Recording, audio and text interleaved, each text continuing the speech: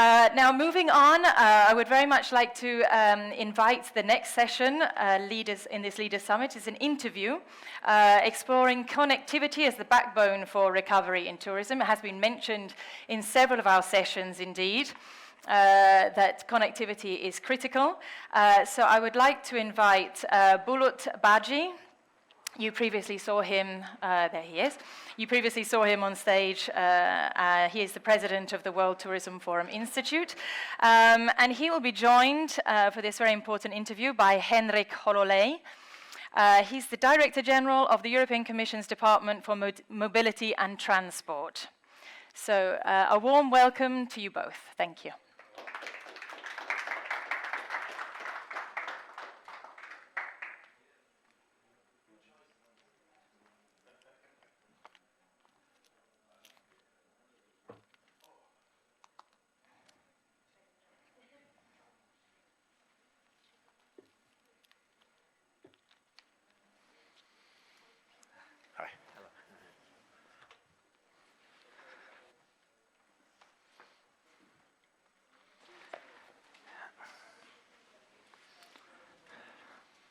So microphones are on? Yeah. Let's hope so. Sorry, thank you very much, dear guests, valuable guests. So here we are with Henrik Hololei. Actually, he attends our lots of events, not physical, but this is the first time that he is giving honor to us to attend on physical. So Henrik, let's start on the discussion on the view of the EU. So my first question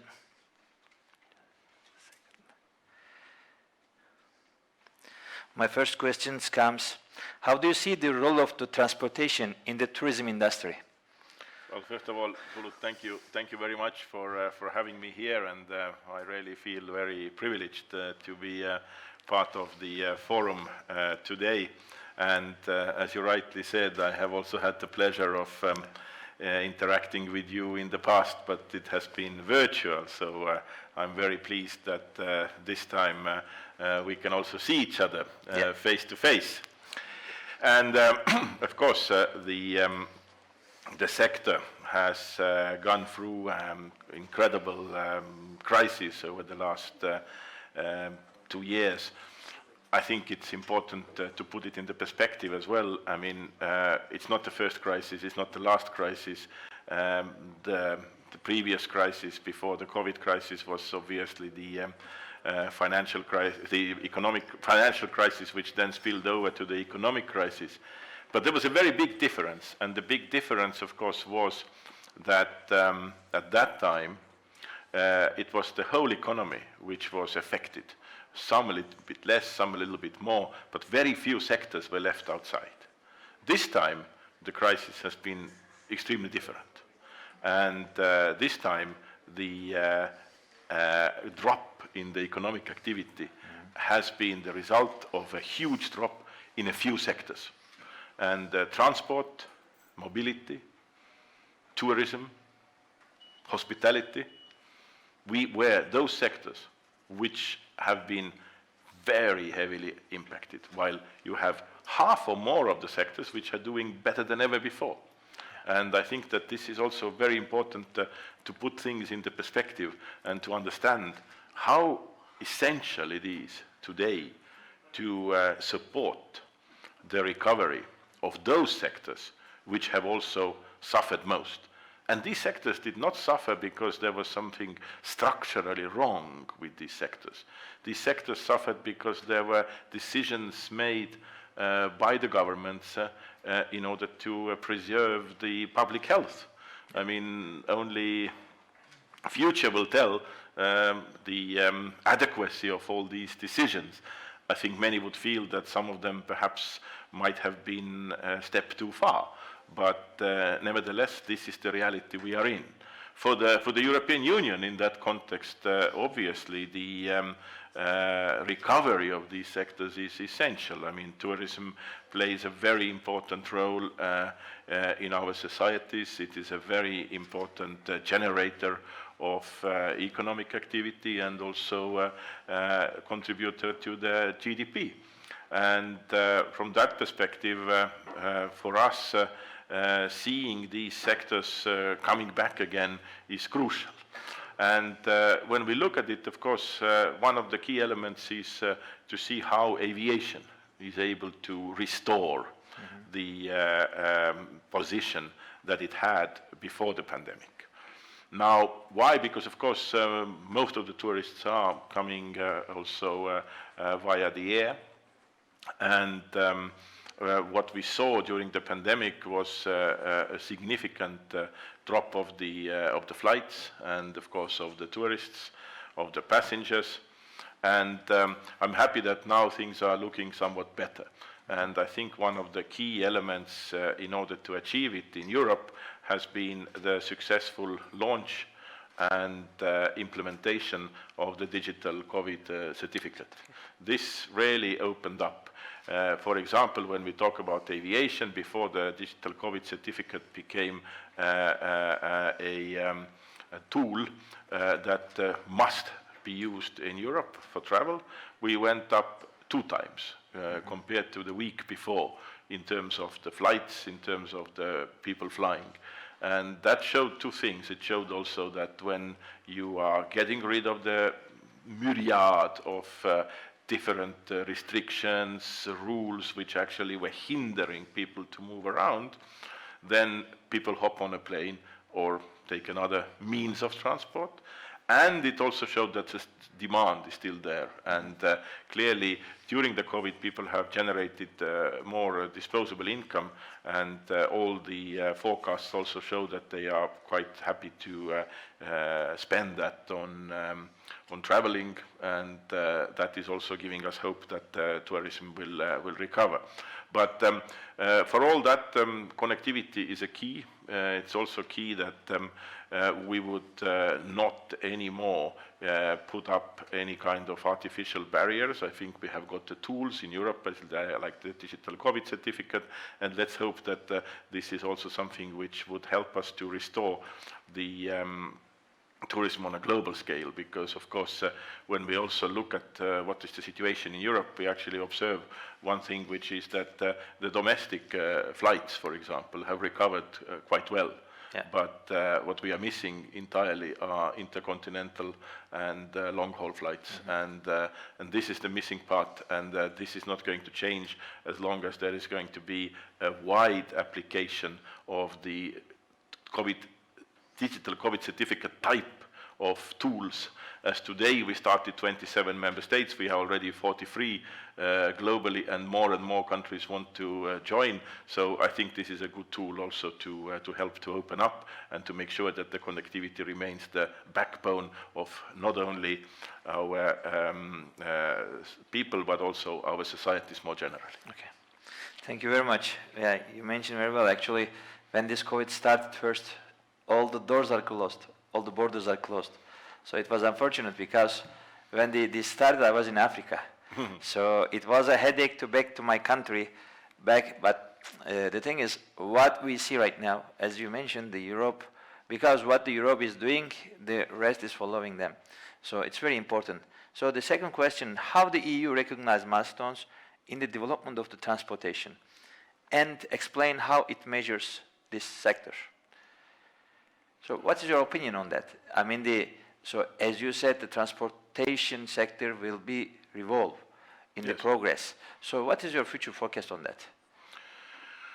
Well, I mean, the transportation sector in that sense is a key sector from different angles. I mean, when we look at it from the angle of people, when we look at it from the angle of also moving goods and freight. I mean, this is no doubt that the sector continues to be the key for the economies in Europe and also elsewhere.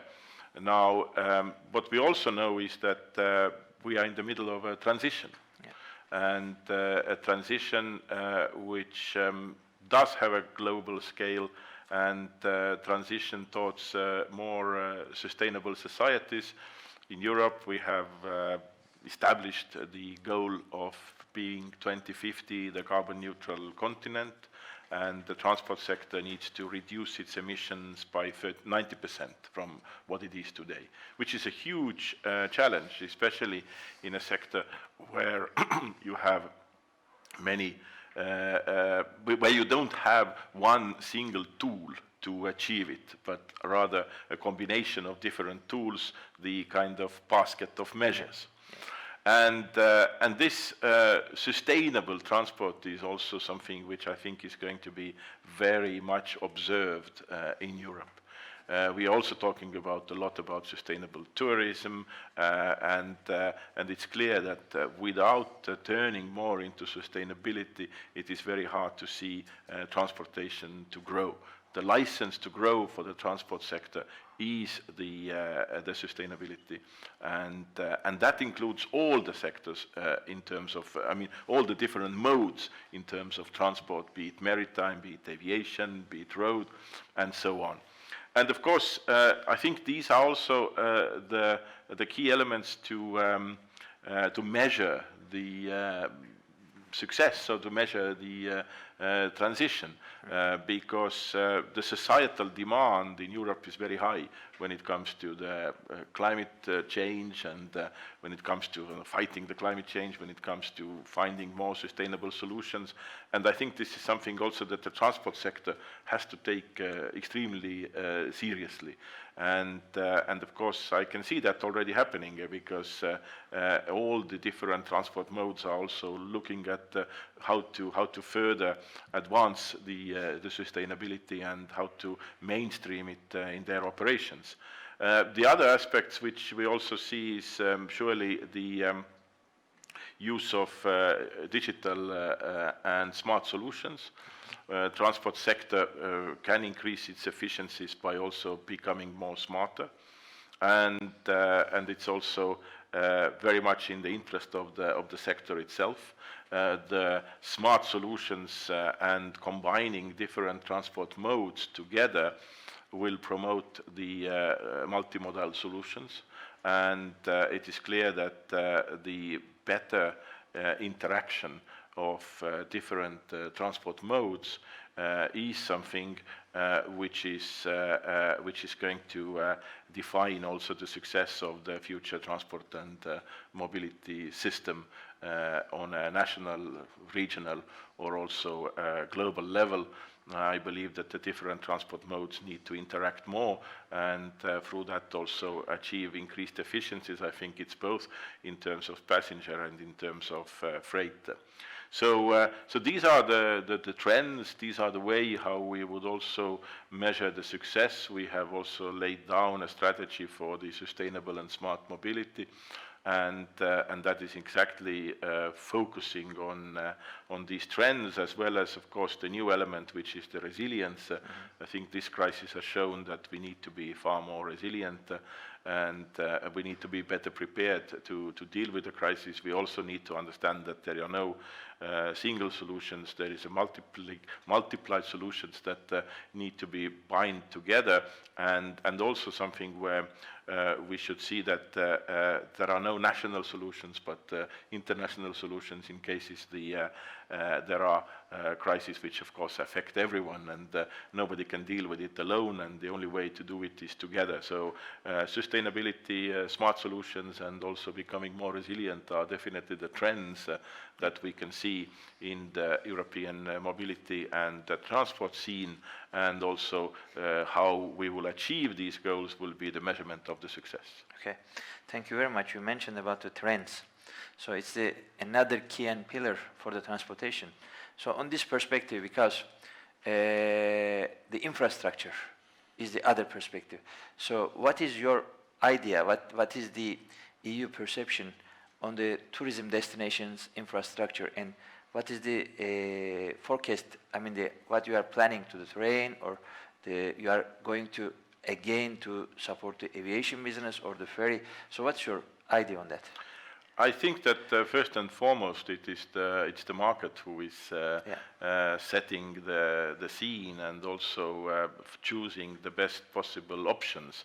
I think there what is important is that we support also on a state level, on the European level, as much as possible the existence of the infrastructure, and making sure that there are no bottlenecks, there are no missing links, and that we have transport corridors which actually facilitate people's movements, and through that also their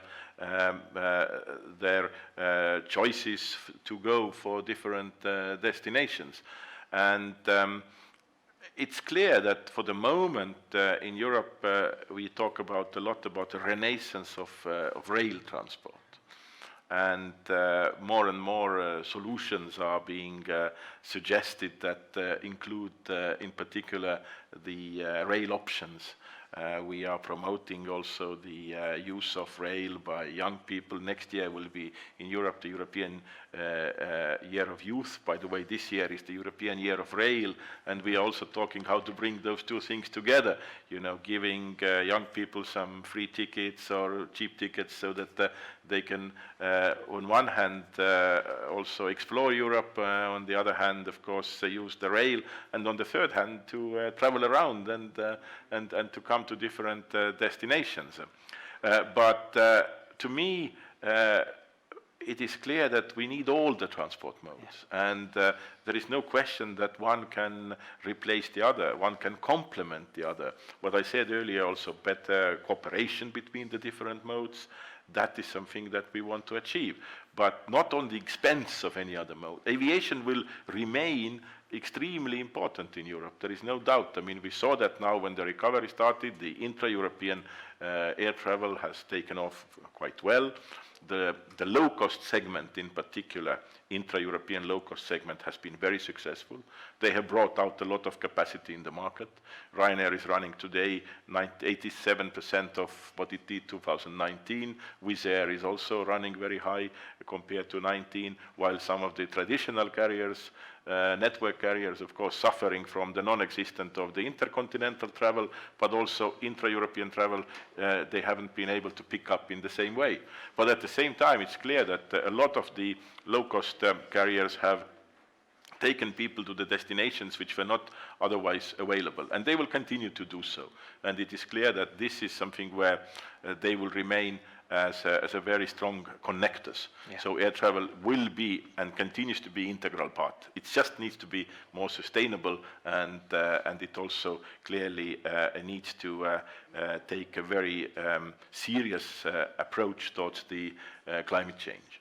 But as I said, rail is very much liked today, and I think that there is a lot of opportunities. But for rail, the problem is that there are still a lot of barriers in the borders. We don't have a single European rail area where the trains can move smoothly without any problems. And that is something which is hindering a bit also people moving distances using rail, especially cross-border. Intra-national sort of, yes, like France, Spain, good examples of Germany, also quite well-functioning internal rail systems, but if you want to cross the borders, it's different. So that's not what people necessarily opt. And also maritime transport, but maritime short sea shipping is quite limited in terms of tourism. Only certain parts, you will have it in some parts of the Mediterranean, in the Baltic Sea, but cruise tourism hopefully will come back. We also know that there is some reticence in some of the cities who were getting a lot of cruise tourists to continue to serve them, or at least if that's the case, it has to be done again in a more sustainable way to avoid that the big ships are bringing the pollution which is related to the NOx and SOx, I mean all the small particles, not so much even with the CO2, but this is something that many cities are not comfortable with. And at the same time, of course, this has been a successful industry, and I very much hope that it will come back. And, you know, private cars continue to be also option for people to move around to different tourist destinations.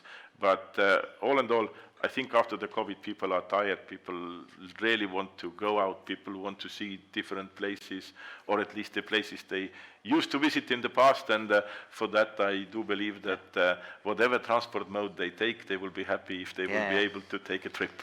If the borders are open, whatever the transport is, it's not a problem. So, another question is actually what we saw this year, especially on our touristic areas, Spain. Yeah. I mean, in Greece, our mayor is here, Bodrum mayor. So they face the bad face of the global warming. So we lost all the forest in Bodrum, and it's the same in Greece. It's the same in Spain. So what is the position of the EU on this global warming and then the climate change? So what's wrong with that?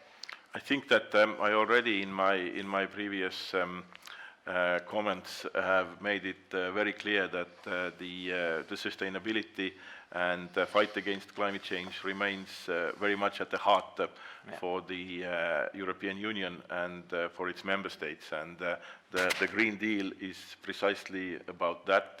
And the transport sector, of course, is a sector which has to take more serious measures in the next decades to come in order to make sure that the emissions are significantly reduced. As I said, this is the license to grow. If there is no cut in the emissions, then it is very difficult to see that the European societies and the European sort of people's expectations would be positive towards these industries. And clear that the transport industry, the tourism industry is going to deliver on that.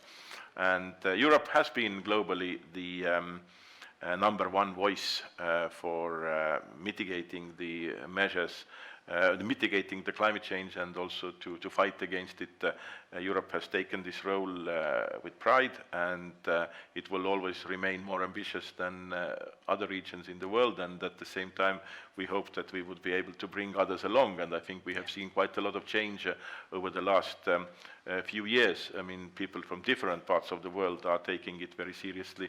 There are countries who actually fear about their existence, small island nations, for example. So it is a global issue, and it is an issue where we need to contribute, and we need to do our part, because it's just one world, one globe that we share.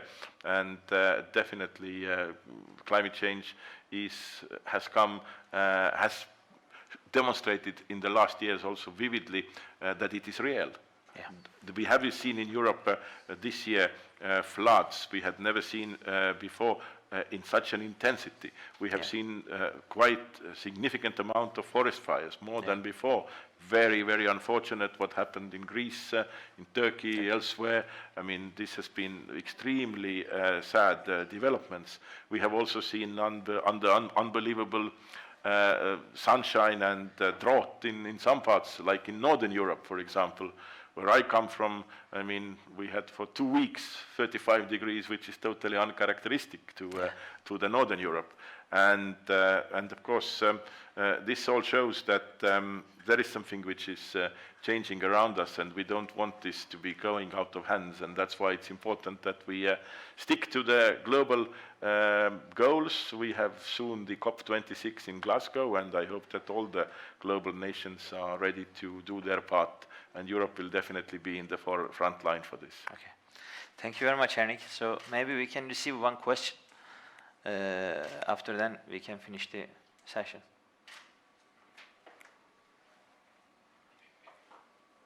Yes, please. So maybe we can repeat my question that was Eric Jazan from the travel agent and tour operators. I think you raised the issue of different modes, very brief question, different modes of transport. Multimodality is certainly... Thank you. Different mode of transport.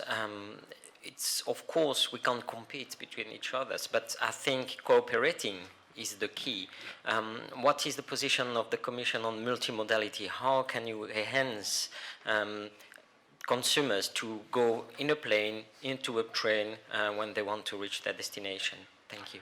Thank you very much. It is a very good question, and I already also have partly underlined it during my previous remarks, where I said that multimodality will definitely play a bigger part in our transportation system, be it when it comes to the people transportation or be it when it comes to freight transportation.